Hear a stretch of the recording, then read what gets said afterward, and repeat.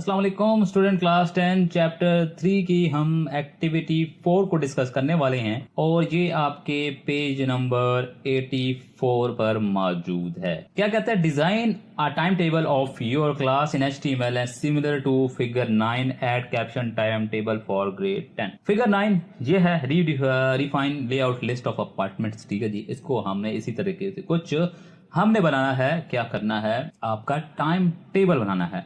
मैंने इसको कुछ और भी इम्प्रूव किया है, तो वो देखते हैं, उसका कोड चेक करते हैं। तो ये है आपका कोड। मैंने टाइटल रखा है क्लास टाइम टेबल, और उसके बाद क्या है टेबल। सबसे पहले चलो मैं आपको दिखाता हूँ इसका आउटपुट। F5 प्रेस करते हैं, ये इसका आउटपुट है। लाइक टाइम टेबल का मैंने क्या लिखा है, कैप्शन में लिखा है, हेडिंग भी आप यूज कर सकते हैं, मगर मैंने टेबल से रिलेटेड चीजों को इस्तेमाल किया है ताकि आपकी प्रैक्टिस हो। ओके, यहाँ पे मैंने 1 2 3 4 5 6 क्या लिए हैं, रो कॉलम लिए हैं, और ये एक आपकी रो है। यहाँ पे मैंने एक चेंजिंग की है, जो मैंने ब्रेक लगा लिया है, जो ब्रेक वाला सेक्शन है, ठीक है, कॉलम रो है, उनको आगे जो 1 2 3 4 5 जो रोज हैं उनको मर्ज किया हुआ है। और इसके लिए आपको अच्छी तरह पता होगा, एक वर्ड यूज होता है कॉल, ठीक है, स्पेन। कॉल स्पेन बेसिकली क्या करते हैं, जब आप इसको इक्वल कर देते हो लाइक 5 के, तो आगे वाले जो 5 हैं उनको मर्ज कर देगा। इससे अलावा एक और होता है रो स्पेन, ठीक है। रो स्पेन क्या करता है,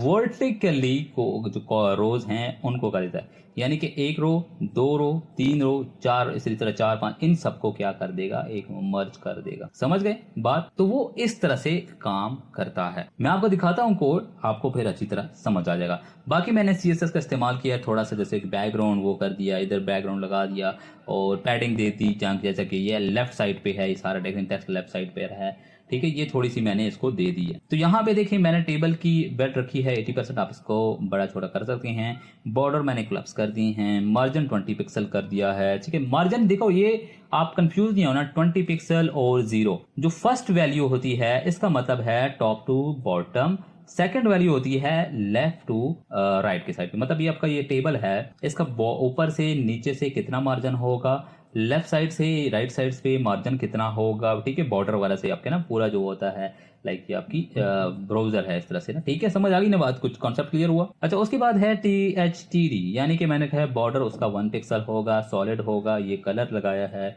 उसके बाद मैंने पैडिंग 8 पिक्सल दे दिया है। पैडिंग आपको अच्छी तरह पता होगा, टेक्स्ट का जो सेल के अंदर लाइक बॉर्डर से ना कितना कितना डिस्टेंस होगा ऊपर नीचे, वो 8 पिक्सल है। टेक्स्ट अलाइन लेफ्ट है। बॉर्डर बैकग्राउंड कलर किसका, टेबल हेड का मैंने लगा दिया। कैप्शन का मैंने लिखा है 1.2 EM। 1.2 EM का मतलब ये होता है कि जो पेरेंट का साइज होगा उसका 1.2 जो है वो इसका कैप्शन का साइज होगा, यानी कि आपने ओवरऑल 12 रखा है तो उसका वो 1.2 जो होगा कैप्शन का होगा। अच्छा, मार्जिन टॉप मैंने रखा है कि मार्जिन टॉप से बॉटम से कितना होगा, ठीक है।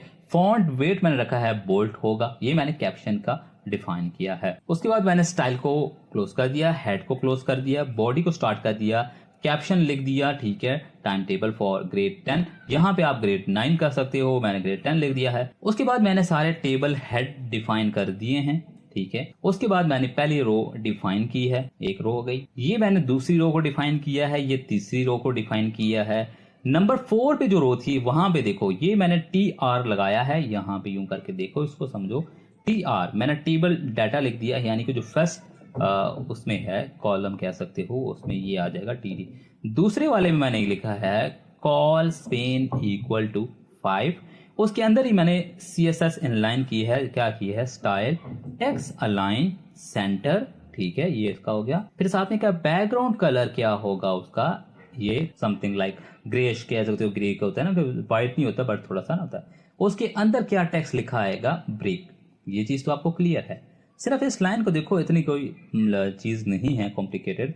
मैंने कॉल स्पेन, रो स्पेन आपको एक्सरसाइज जब हम पढ़ रहे थे, चैप्टर पढ़ रहे थे, उसमें हमने डिस्कस किया था, और यहाँ पे भी आपको समझ आ गई होगी। उसके बाद क्या है, हमने एक और रो डिफाइन की, उसके अंदर डाटा वगैरह फिल कर दिया।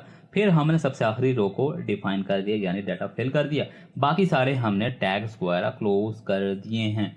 बस टैग्स क्लोज किए हैं तो हमारा आउटपुट जो था वो आपको आपके सामने है। कंट्रोल F5 करते हैं, और देखें टाइम टेबल फॉर ग्रेड 10 और यहाँ पे देखें ये सारा चीज़ें हैं और यहाँ पे आप देख रहे हैं ये हमारी पहला एक सेल था जिसमें हमने डाटा लिख दिया था। दूसरा जो सेल था उसके लिए हमने टेबल डाटा में क्या लिख दिया था, कॉल स्पैन 5, यानी कि आगे 5 सेल्स हैं उनको आपने मर्ज कर देना, यानी कि 1 2 3 4 5 ये 5 सेल हैं जिनको उसने मर्ज कर दिए हैं।